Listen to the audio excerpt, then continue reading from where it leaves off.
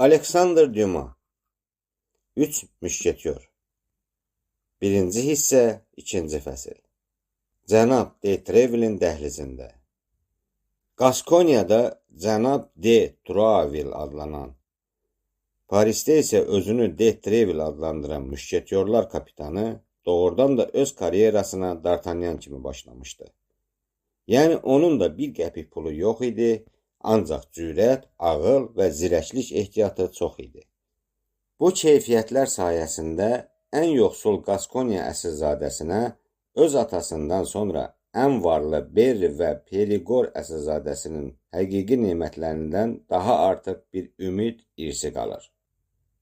De Treville'in cürətli igidliyi və daha artıq cürətli xoşbəxtliyi qılınc zərbələrinin dolu kimi yağdığı o zamanlarda bu mərd əsilzadəni saray nailiyyəti adlanan pillənin ən yuxarısına qaldırmışdı.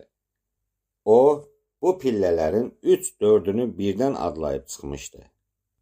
O, kralın dostu idi. Məlum olduğu kimi, kral öz atası 4-cü Henrinin xatirəsini çox əziz saxlardı.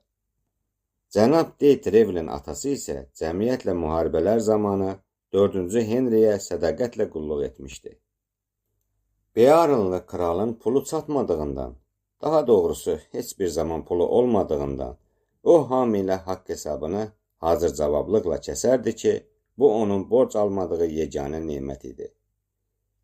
4-cü Henri cənab de Treville'in atasına Parisi təslim etdikdən sonra göstərdiyi xidmətlərin müqabilində öz yerbinə tünd qırmızı zəminədə qızıl bir aslan şəkil çəkməyə və Fidelis et Fortis şüarını yazmağa icazə vermişdi.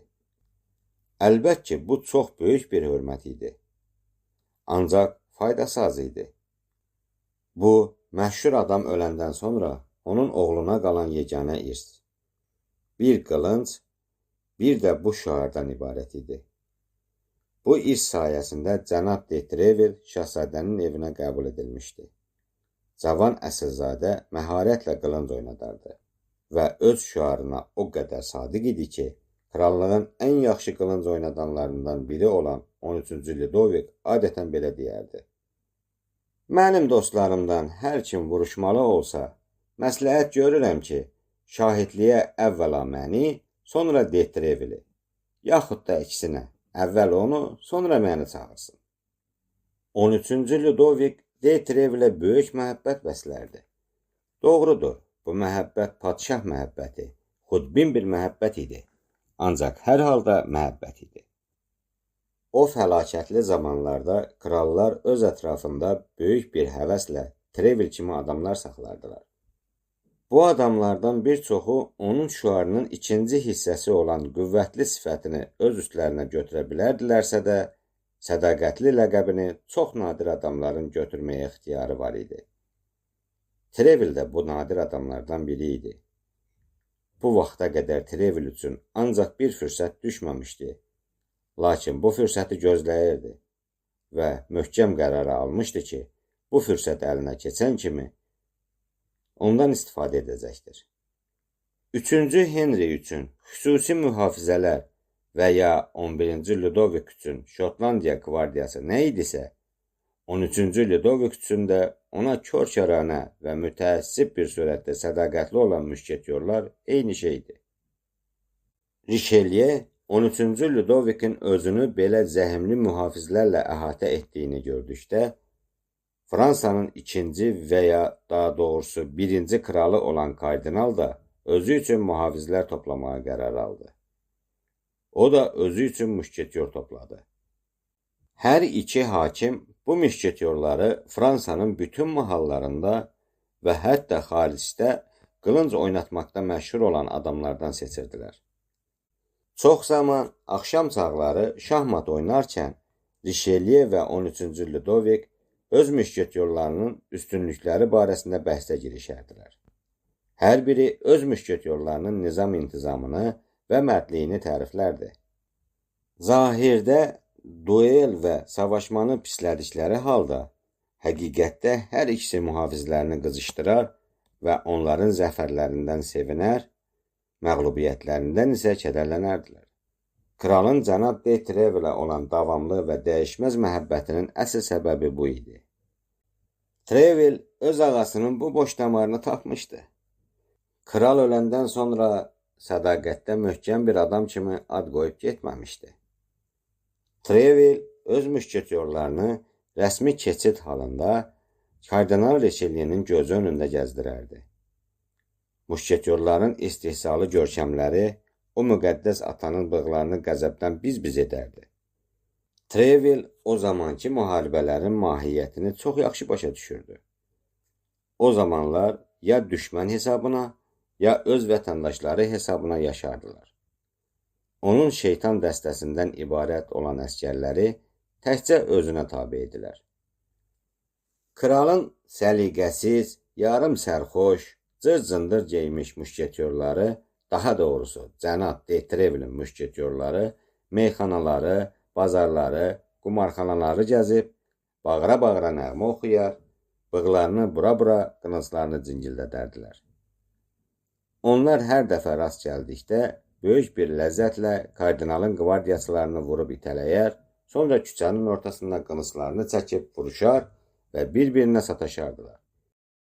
Bəzi vaxt onları öldürərdilər. Lakin onlar ölərkən bilərdilər ki, heyfsilənən və intiqamlarını alan olacaqdır. Çox zaman onlar özləri öldürərdilər. Və belə olduqda dustaqxanada yatmaqdan qorxmazdılar. Çünki cənab de Trevil həmişə onları qurtarardı. Bu adamlar cənab de Trevilə Allah kimi pərəstiş edərdilər.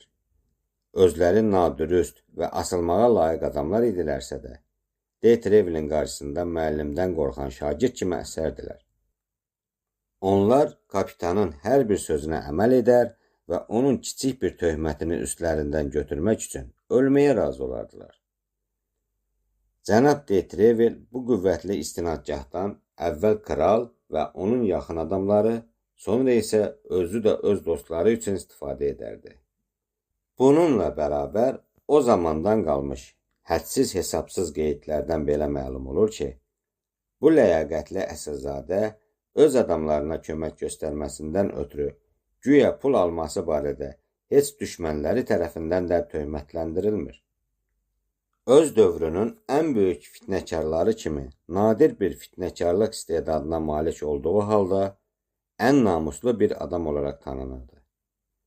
Bundan başqa aldığı hədsiz yaralara və çəkdiyi yorucu zəhmətlərə baxmayaraq, ən coşqun bir qadın pərəstişkarları, ən şık geyinən bir adam və zamanının ən yaxın natiqlərindən biri sayılırdı.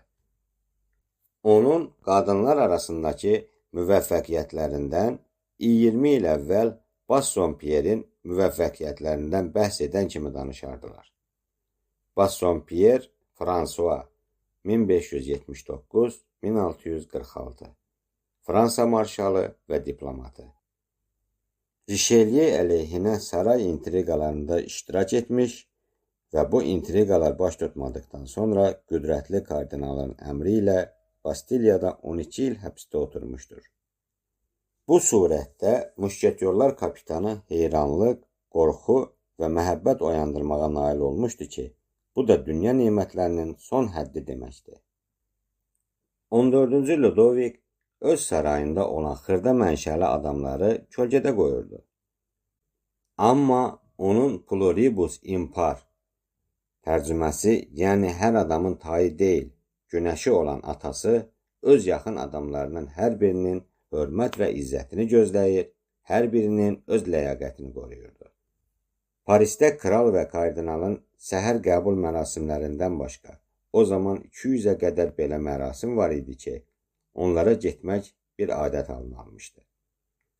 Bu 200 qəbul mərasimi içərisində Trevilin bir mərasimi var idi ki, ona gələnlərin sayı hamıdan çox olardı. Onun köhnə Göyərçin Hini küçəsində olan evinin həyəti yayda səhər saat 6-dan, qışda isə saat 8-dən başlayaraq bir düşərgə halını alırdı. 50-60 nəfər silahlı müşketyor daima əmrə müntəzir həyətdə gəzişərdi.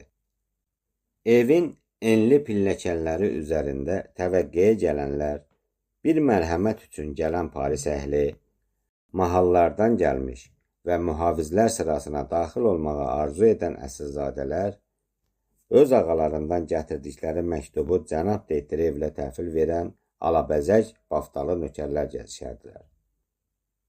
Dəhlizdə seçilmiş adamlar, yəni bugün qəbul mərasiminə dəvət edilmiş olanlar uzun skamyalar üzərində oturardılar. Orada səhərdən gecə yarısına qədər pıçıltı eşidilərdi. Dəhlizlə yanaşı otaqda öz kabinetində cənab de Trevil gələnləri qəbul edər, onların şikayətlərini dinlər, əmrlər verər və Kral Luvr sarayının balkonundan baxan kimi o da istədiyi dəqiqədə pəncərədən öz mühafizlərinin və silahlı qüvvələrinin rəsmi keçidinə tamaşa edə bilərdi. D'Artagnan'ın gəldiyi bu gündə cəmaət çox idi. Bu cəmaət xüsusən əyalətdən Parisə birinci dəfə gəlmiş cavan oğlana daha çox görünməli idi. Doğrudur, əyalətdən gələn bu oğlan Qaskonyalı idi. O zamanlar isə D'Artagnan'ın yerliləri çox da utancaq adamlar sayılmazdı.